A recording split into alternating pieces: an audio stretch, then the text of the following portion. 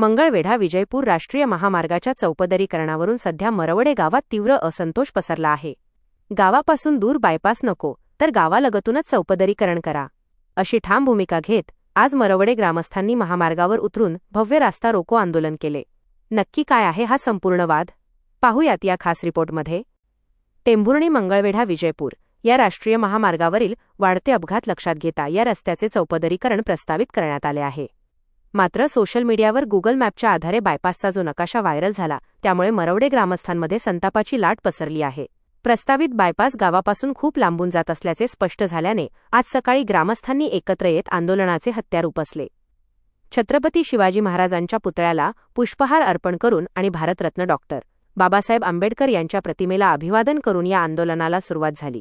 त्यानंतर मुख्य चौकात ग्रामस्थांनी रास्ता रोको आंदोलन केले, ज्यामुळे महामार्गावर वाहनांच्या लांबच लांब रांगा लागल्या होत्या। मरवडे ही मंगळवेढा तालुक्याच्या आग्नेय भागातील एक मुख्य आणि मोठी बाजारपेठ आहे।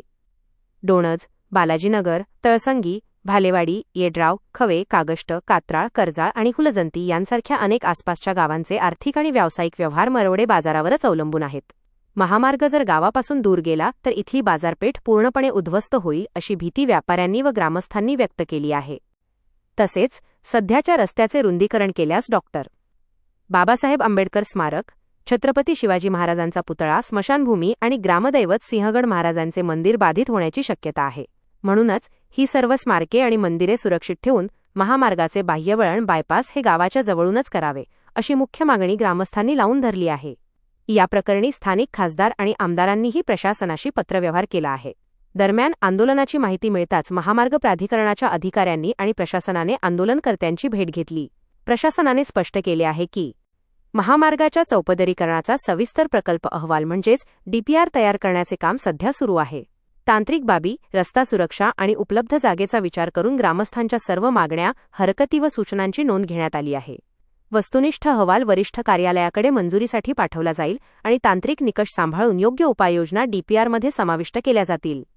प्रशासनाच्या आश्वासनानंतर आंदोलन शांत झाले असले तरी गावाच्या अर्थकारणाचा आणि अस्मितेचा हा प्रश्न असल्याने मरवडेकर आपल्या मागणीवर ठाम आहेत। आता महामार्ग प्राधिकरण यावर काय अंतिम निर्णय घेणार याकडे संपूर्ण तालुक्याचे लक्ष लागले आहे। आम्हाला सध्या मंजुरी आणखी कुठल्याला प्राप्त आहे। मंजुरी मिळाल्यानंतर तुम्हाला पुन्हा आम्ही सर्व डिटेल्स तुमच्याशी शेअर करू।